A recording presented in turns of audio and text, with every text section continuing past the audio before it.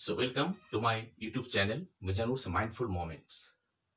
So এই YouTube চ্যানেলটো খোলার উদ্দেশ্য ইয়াতে কিছুমান শিক্ষামূলক আলোচনা লগতে আমি শৰীৰ মন কেনেকে ভাল ৰাখিব পাৰো সহজ কেইটামান পন্থা অৱলম্বন কৰিলে লগতে আমাৰ খাদ্য অভ্যাস অকণমান চেঞ্জ কৰিলে পৰিৱৰ্তন কৰিলে আমি নিজৰ শৰীৰটো সুস্থ ৰাখিব পাৰো লগতে নিজৰ মনটো সুস্থ থাকিব। সো আহক আমি ইয়াতে কিছুমান সহজ উপায় অৱলম্বন কৰো যিখিনি কৰিলে আমি নিজকে শাৰীৰিকভাৱে সুস্থ ৰাখিব পাৰো। আমি শাৰীৰিকভাৱে সুস্থ থাকিলে নিশ্চয় তেতিয়া আমি মানসিকভাৱেও সুস্থ থাকিম। সো এই পন্থা কেইটা এই উপায় কেইটা মই নিজৰ জীৱনতে মই এপ্লাই কৰিছো কৰি মই বহুত সফল পাইছো। আশা কৰিছো আপোনালোকেও এইখিনি মানিলে আপোনালোকৰ জীৱনতো বহুতখিনি উপকাৰ হ'ব, আপোনালোকেও ইয়াৰ পৰা বহুতখিনি উপকৃত হ'ব। তো ইয়াতে বেছি একো কৰিব লগা নাই। আজিকালি বহুত ভিডিঅ' এনেকুৱা ইউটিউবত ওলাইছে, ইটো কৰিব লাগে, সিটো কৰিব লাগে, ইটো খাব লাগে, সিটো খাব লাগে। ইমান কিবা কিবি কৰাৰ আমাৰ ধৈৰ্য নাই, সময়ো নাই। তো মই যিখিনি বিচাৰি পাইছো মই এইবিলাকৰ মাজৰ পৰা কেইটামান বস্তু জাষ্ট অৱলম্বন কৰিছো। কেইটামান বস্তু বা উপায় অৱলম্বন কৰিলে শাৰীৰিকভাৱে মানসিকভাৱে নিজকে সুস্থ ৰাখিব পাৰি, তাৰ জ্বলন্ত উদাহৰণ মই নিজে।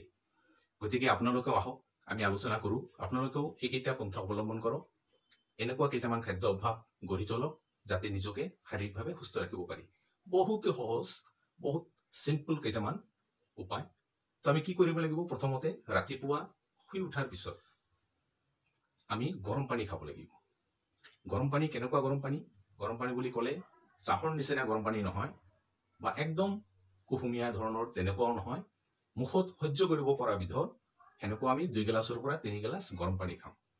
কিন্তু এই গৰম পানীখিনি খোৱাৰ আগতে এটা কথা ভালকে মন কৰিবলগীয়া আছে। কি কৰিব লাগিব? আমি ব্ৰাছ কৰাৰ আগতেহে খাম। আমি আমাৰ দাঁত ব্ৰাছ কৰাৰ আগতেহে গৰম পানীখিনি খাম। আৰু গৰম পানীখিনি খোৱাৰ পিছত আমি কি কৰিম? 1 ঘণ্টামান একো নাখাওঁ, 1 ঘণ্টামান আমি গেপ দিম। ঠিক আছে? 1 ঘণ্টামান গেপ দিয়াৰ পিছত তাৰপিছত আমি কি কৰিম? ব্ৰেকফাষ্ট কৰিম। এতিয়া ব্ৰেকফাষ্টটো অকণমান হেভি হ'ব লাগে। সদায় মনত ৰাখিব, ৰাতিপুৱাৰ ব্ৰেকফাষ্টটো সদায় হেভি হ'ব লাগে। ব্ৰেকফাষ্টটো হেভি ব্ৰেকফাষ্ট হ'লে কি হয়? প্ৰথমতে ৰাতিপুৱা ব্ৰেকৰ পিছত যিটো খোৱা হয় সেই খোৱাটো সদায় হেভি হ'ব লাগে, ভাল গুণাগুণ থকা। আপুনি ইয়াতে কলো ল'ব পাৰে, কণীও ল'ব পাৰে, ৰুটি ল'ব পাৰে, যিকোনো বস্তু এনেকৈ লৈ আপুনি হেভি ব্ৰেকফাষ্ট কৰি দিয়ক। তাৰপিছত আপোনাৰ কি? দুপৰীয়াৰ সাজ যিটো খাব আপুনি, দুপৰীয়াৰ সাজটো এইটো মোটামুটি আপুনি একদম হেভিও হ'ব নালাগে, একদম পাতলো হ'ব নালাগে। পেট ভৰাই ধুনীয়াকৈ খাই দিয়ক, কিন্তু হেভি নাখাব।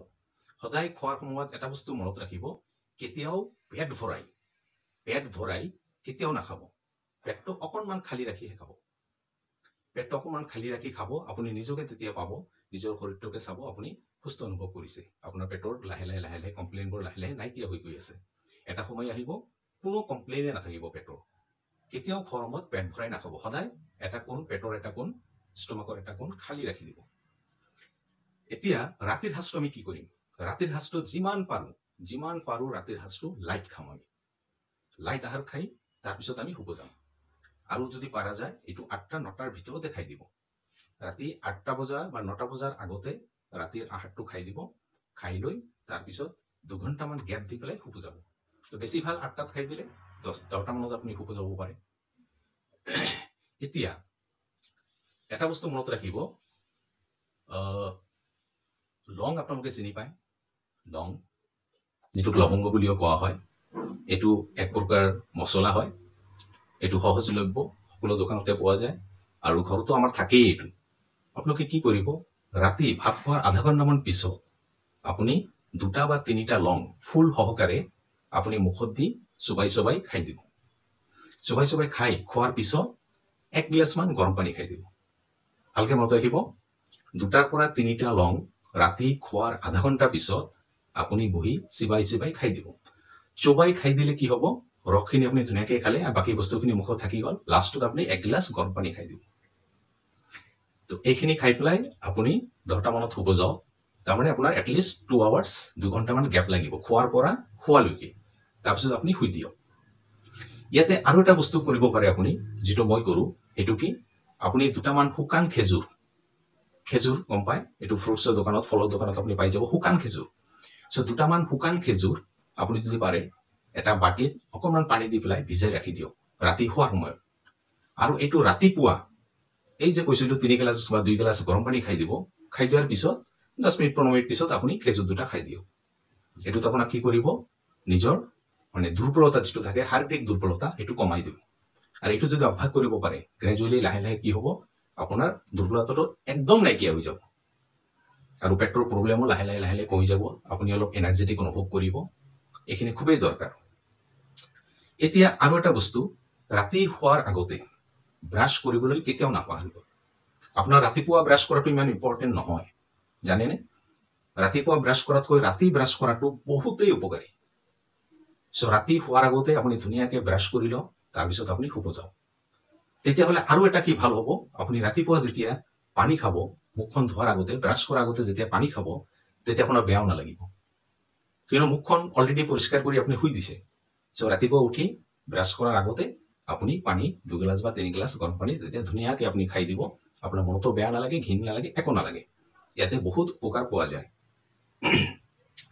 এতিয়া আপোনাৰ এই চিম্পল, এইটো বিশেষ ইমান কষ্টকৰ বিষয় নহয় যিটো আমি মানিব নোৱাৰো বা আমি এইটো প্ৰত্যেক দিনাই এইটো কৰিব নোৱাৰিম, আমি কৰিব পাৰোঁ।